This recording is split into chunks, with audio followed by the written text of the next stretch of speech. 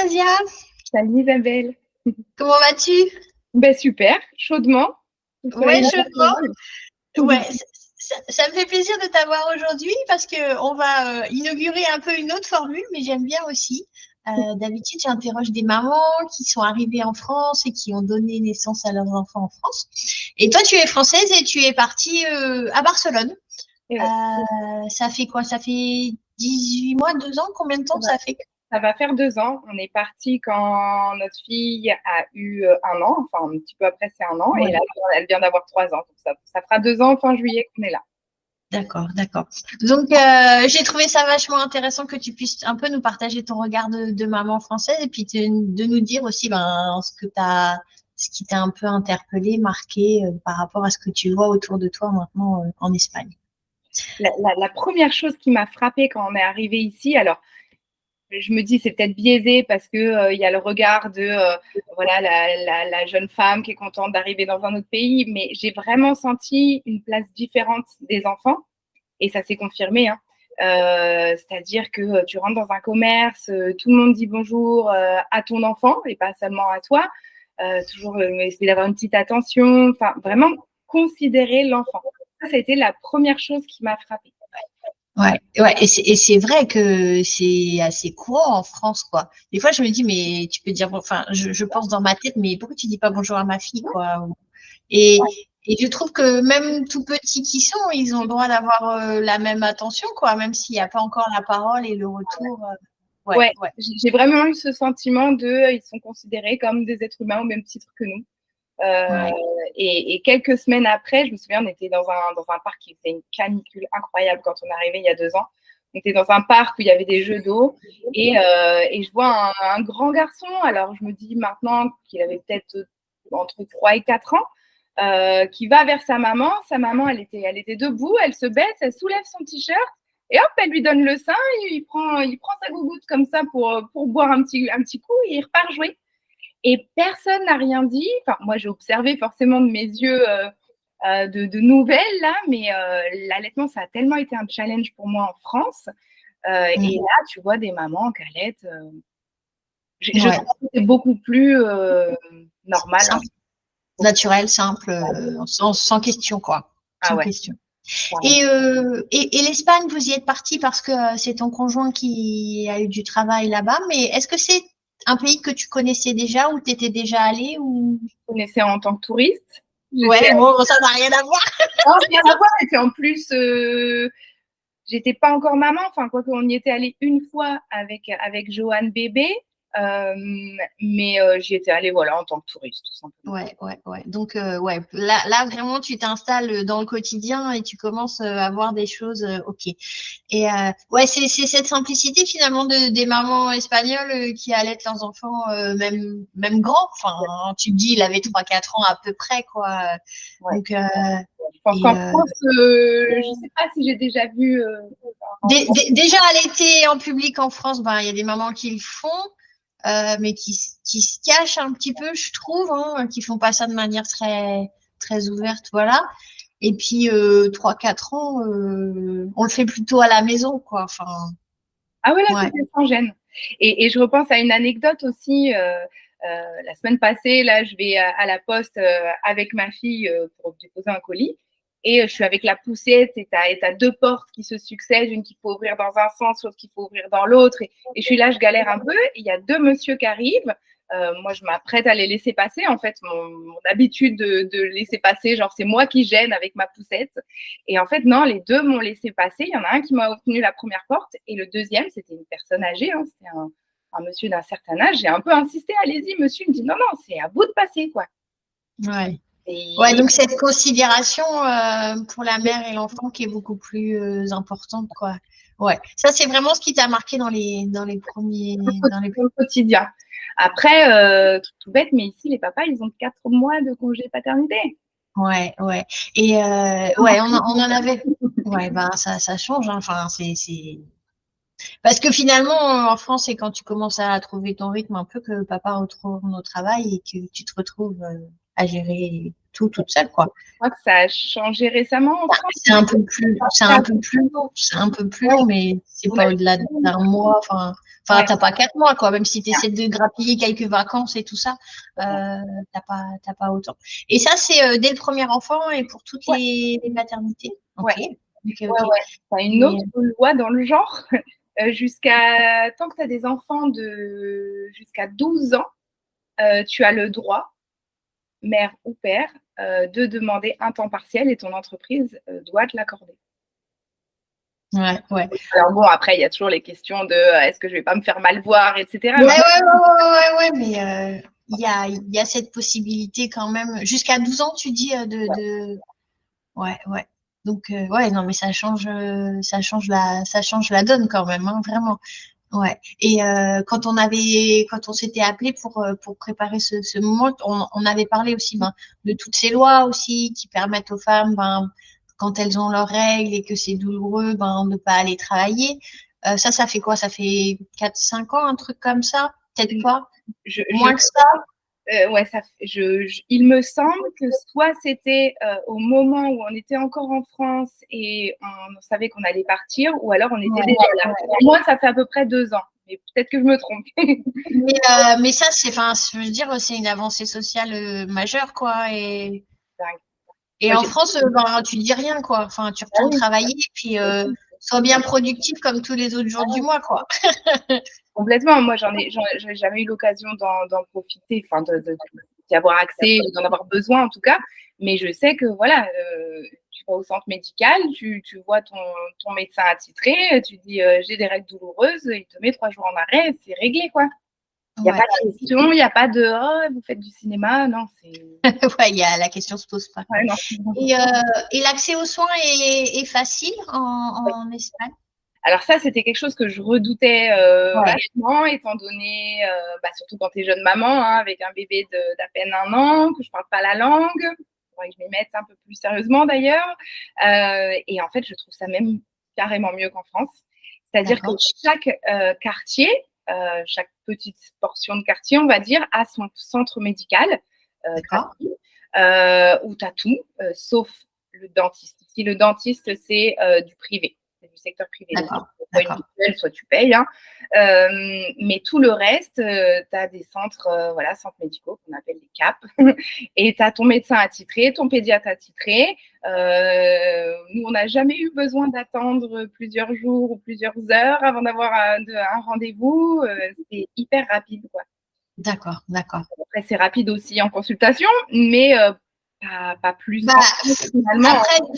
Après, des fois, pour des enfants, on n'a pas besoin d'une consultation très longue, quoi. On a juste besoin de savoir ce qu'ils ont et d'avoir ce qu'il faut pour les soigner, quoi. Mais donc, ça, c'est très. Enfin, je veux dire, je le souhaite pas, hein, mais demain, ta fille, elle est malade, tu peux l'amener et tu sais qu'elle sera vue très rapidement, quoi.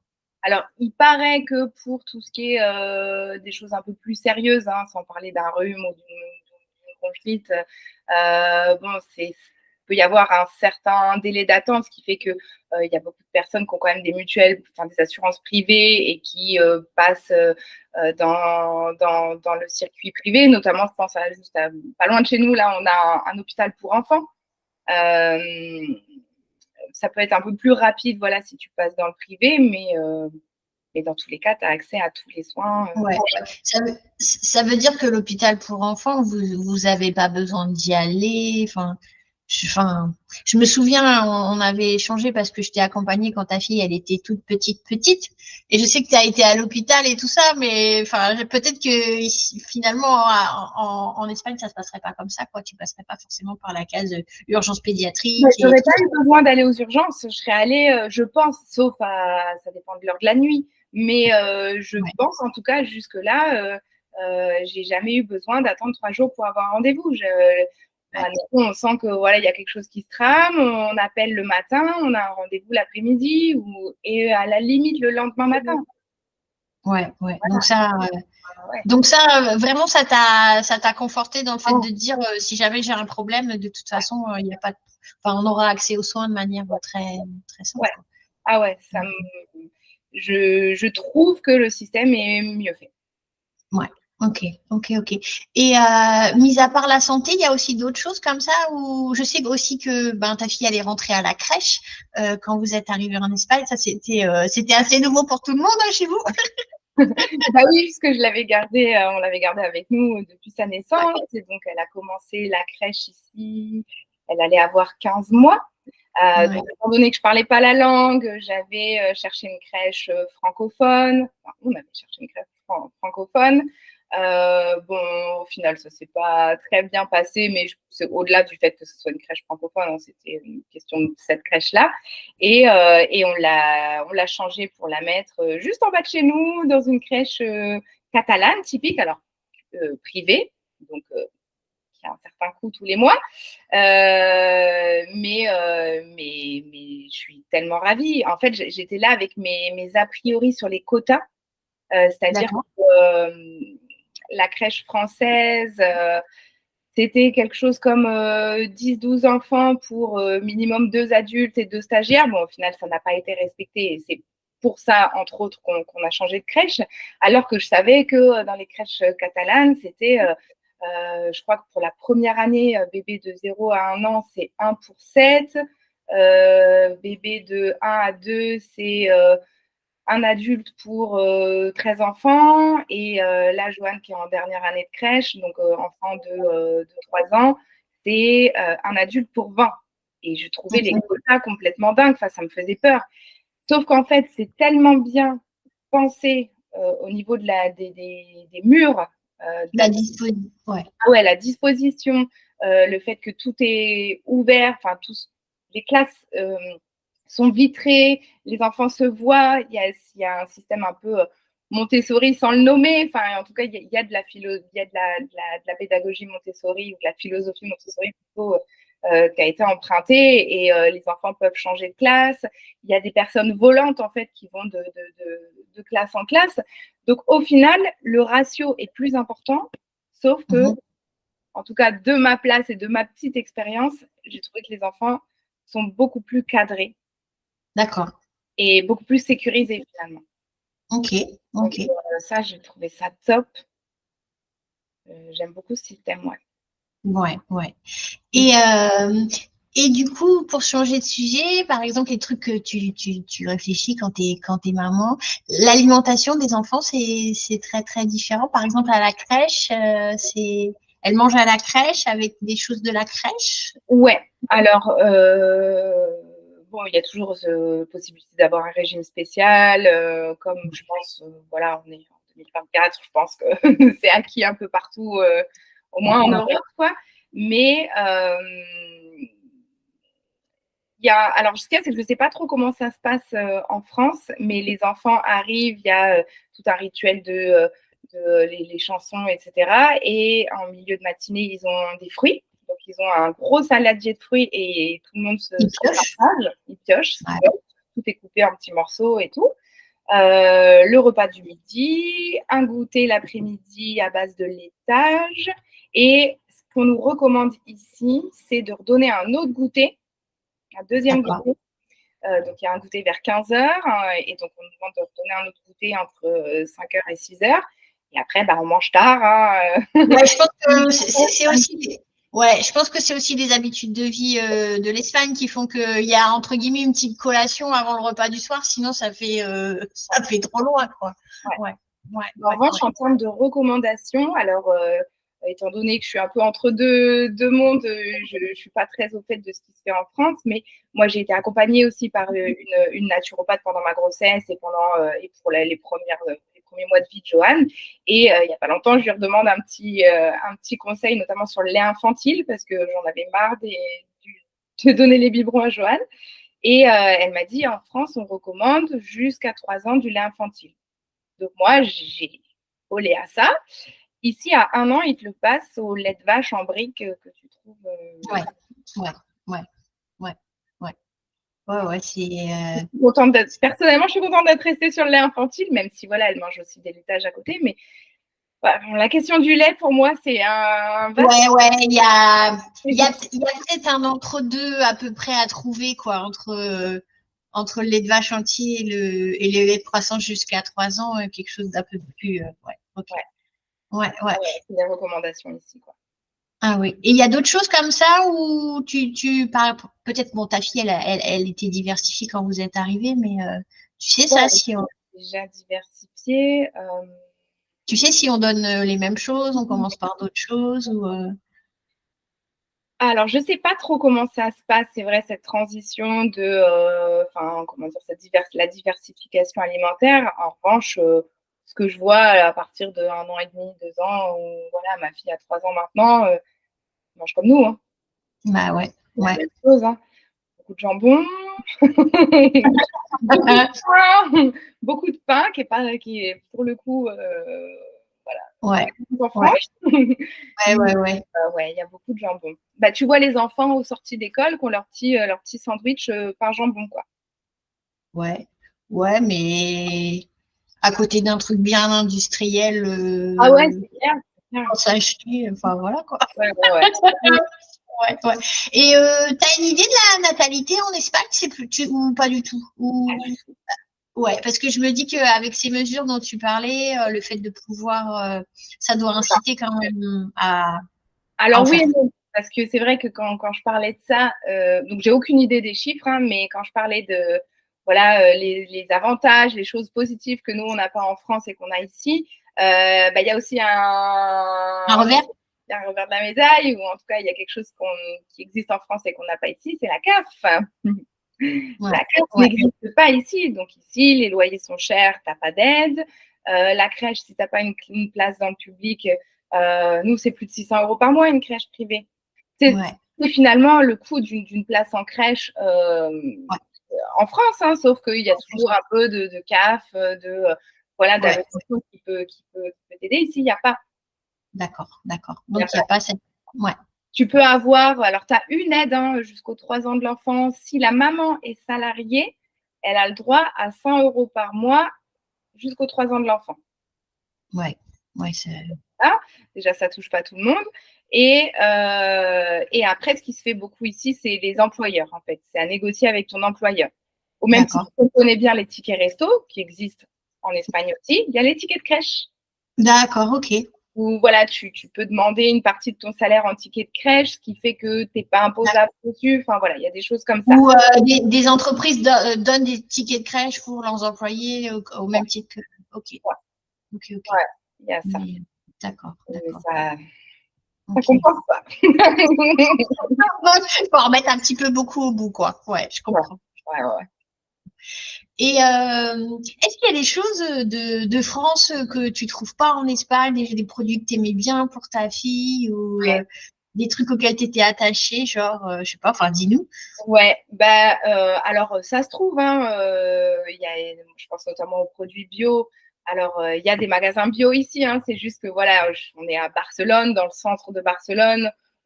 Avant, on habitait dans la campagne, à côté de Beauvais, donc c'était pas le même mode de vie. Ici, on fait tout à pied, on n'a plus de voiture, donc j'ai pas envie de faire 25 minutes à pied pour aller chercher un truc à l'autre bout. Donc, je me fais livrer mon colis Greenwiz une fois par mois. Ouais, ouais. Notamment des petites chips un peu saines, tu vois. Il y a pas... Ici, il n'y a pas trop de choix en termes de... Même si tu vas dans un grand magasin, style un gros Carrefour, là, dans un grand centre Ouais, commercial, ouais, ouais. tu n'as pas le choix que tu as en France. Je pense notamment aux gâteaux. Alors, c'est pas plus mal, tu me diras, mais en France, Ouais, ouais. les biscuits, les lus, etc., ici, ça n'existe pas. Les petits Suisses, ils connaissent que le goût banane et banane-fraise, rien d'autre. Ouais. Alors que nous, on connaît les petits filous, goût abricot, myrtille et compagnie. Ouais, c'est très simple en fait. Tu vois, C'est c'est très simple. très Ok, basique. Ouais. c'est vraiment des produits de base et t'as pas tout l'éventail de choix. Et ça, quand tu dis les yaourts, même même au rayon bébé, en fait, c'est beaucoup plus sommaire, quoi, les préparations. Moi, j'ai jamais vu Ouais, parce que j'ai pas été concernée, mais là, je repense aux quelques magasins où j'ai l'habitude d'aller, j'ai jamais vu un petit yaourt pour bébé. En fait, je vois des styles pomme-potes, ouais. mais ce qu'on connaît, nous, ce format petit suisse spécial bébé, les Dina et compagnie, là, ça n'existe pas. Enfin, j'ai pas vu en tout cas. C'est Ouais. pas, t'as pas Non, un rayon immense ouais, pour les produits bébés, quoi. Et d'accord. finalement, c'est pas plus mal. Ouais, après, ça doit correspondre aussi avec l'industrie du pays. Je pense que nous, il y a beaucoup plus de vaches qu'en en Espagne, je pense. Donc, Ouais. Et ici, on a plus de mamans allaitantes. Enfin, c'est pas pour comparer, hein, mais Non, mais je me dis, voilà, quoi, il y a des choses qu'il faut écouler dans le pays, donc on se débrouille comme on peut, quoi. Voilà. Ouais, parce que même pour adultes, enfin, en France, le rayon minière produits laitiers, etc. c'est incroyable, quoi. Ah non, t'as pas ça ici. Hein. Ça passe ça ici. Ok. Donc, ouais, française à côté de chez nous qui vend voilà, des biscuits, des fromages, des sirops. Alors, bon, ça, c'est pas pour les enfants, mais tu sais, le sirop style Tesser, ça n'existe pas ici. Ouais, d'accord. Ouais. Ouais. Donc, du coup, tous les mois, tu fais ta petite liste, tout bien, et tu te fais livrer. Ouais. Parce qu'il y a des choses que tu as du mal à trouver ou ça serait plus compliqué d'aller à l'autre bout de la ville juste pour quelques articles, quoi. Ouais. Ok. Et notamment dans mon colis, je mets des conserves d'haricots verts parce qu'ici, elles sont chères et pas bonnes. C'est des gros haricots verts, c'est pas comme les haricots verts qu'on connaît en France. C'est des choses assez. Ouais, donc tu as gardé des petites choses que tu aimes beaucoup et que tu te fais livrer. Ouais. Non, bah après c'est normal aussi. Enfin, je veux dire de rester attaché à des choses qu'on aime et puis si tu as la possibilité de te faire livrer.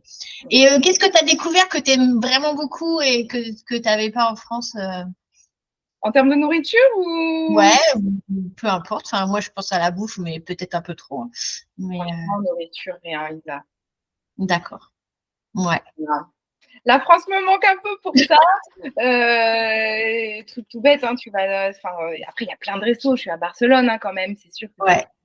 Mais en tout cas, si tu vas pas dans un quartier très touristique où tu as tout, voilà, dans le quartier où on vit, bon, ça reste des patatas bravas et du jambon. Et voilà, quand tu veux manger un petit quelque chose dehors, puis des restaurants chinois, des pizzas. Quoique je suis mauvaise langue, au coin de la rue, on a un restaurant français. Sauf que voilà, les prix, forcément, c'est un peu du luxe.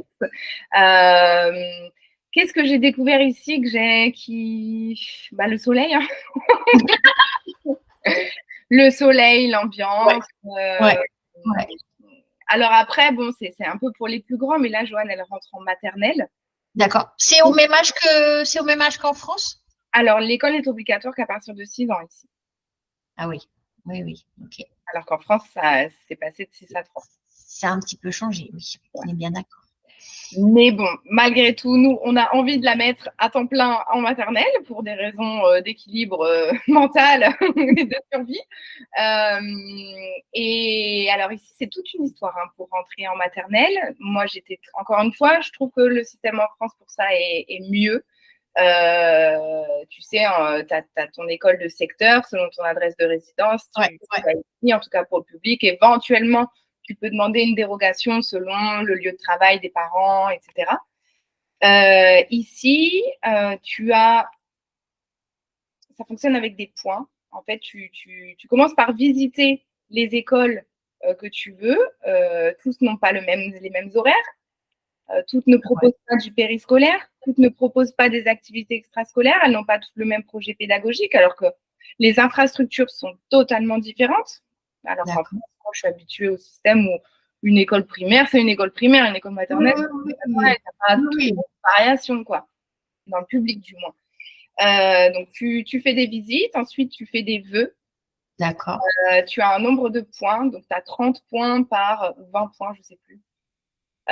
Pour certaines écoles de ton quartier, après, tu as des points en plus s'il y a un enfant, un grand frère, une grande sœur qui est déjà scolarisé, tu as des points en plus, etc. Après, tu as un numéro aléatoire qui t'est attribué, et puis après, on définit un ordre. Enfin, c'est tout un tintouin. Tu as l'impression que ton enfant il rentre en grande école de commerce, quoi. Ouais. C'est Parcoursup en maternelle, quoi, c'est ça. Et ça, du coup, du mois de février-mars, mois de février, hein, on a commencé en février les visites. Mars, on devait faire nos vœux. Ça a été des semaines hyper intenses, hyper stressantes. Alors nous, on l'a pris super relax, du style pour nous, toutes les écoles sont pareilles, on va y aller au plus pratique. Et puis en fait, je voyais tous les autres parents qui s'impliquaient à fond. Moi, ça nous a mis dedans. Et puis, mais un stress incroyable. Et là, on a eu la bonne nouvelle la semaine dernière, on a eu notre premier choix alors qu'on était 45e sur 32, donc on ne pensait pas du tout l'avoir. On se demandait où est-ce qu'on allait. Vous savez même dans quel. Ah ouais, tu sais tout au fur et à mesure. Mais ouais, c'est un processus, je trouve, hyper stressant en fait. Quand tu es là, ton enfant, il n'a même pas 3 ans et il faut déjà penser dans quelle école on va le mettre. Alors, tu peux toujours demander à le changer d'année en année, mais bon, en tant que parent, on aime bien voilà, se dire, allez hop, on le met là et il n'en bouge plus. Donc, ouais, beaucoup de stress pour ça, en tout cas. Ouais, c'est pas juste l'école en bas de chez moi, j'inscris ma fille et voilà, elle fera. Ok. Et tu as tout un protocole. Alors, je ne sais pas comment ça se passe, je ne me souviens plus comment ça se passe en France. Mais nous, là, on a tout un protocole pour l'inscription, rencontre parents-prof, un coup avec Joanne, un coup sans elle. Et puis, à la rentrée, il y a une semaine d'adaptation où elle y va qu'1 heure et demie par jour. D'accord. Il faut que tu sois avec elle. Donc, déjà, c'est une semaine, plus le week-end d'avant, le week-end d'après, ou voilà, ça va être 9 jours. Ouais. Et je l'aime de tout mon cœur, mais. Ah ben non, ouais, donc c'est quand même, enfin, ça paraît lourd comme système de juste pour un enfant de 3 ans, quoi. Enfin, d'accord. Ok. Ouais. Puis tu penses aussi aux affinités, les copains-copines, et puis. Ouais. Bon, du coup, ça c'est réglé. Vous savez où est-ce qu'elle va à l'école en septembre, du coup, c'est à peu près le même rythme. Le 9 septembre. Ouais, d'accord. Ok. Bon, ben. Et elle est bilingue, du coup, ta fille, ou pas loin Trilingue. Français, espagnol, catalan. Bah oui, forcément. Ouais. Ok. Ouais, donc ça c'est une super chance, je trouve. Une des raisons pour lesquelles on a déménagé, quoi. Ouais. Pouvoir lui offrir ça, parce qu'on sait bien aussi que tu sais parler plusieurs langues, c'est pas juste savoir parler plusieurs langues, c'est que le cerveau du coup se construit avec différents points de vue, donc ça développe l'empathie, ça développe les capacités de logique. Enfin, on veut pas en faire un petit génie, c'est pas du tout notre objectif. Non, mais c'est une sacrée ouverture d'esprit sur plein de choses, quoi. Ouais. Et puis, et puis. De l'entendre parler espagnol avec ses copines, quoi. Ça marche. Bon, merci beaucoup en tout cas, Anastasia, pour avoir partagé ton expérience catalane de Barcelone. Et puis, au plaisir vraiment. Et puis, merci de tout ce que tu as pu échanger avec moi cet après-midi. Avec plaisir, Isabelle. À bientôt. Ciao. Ciao.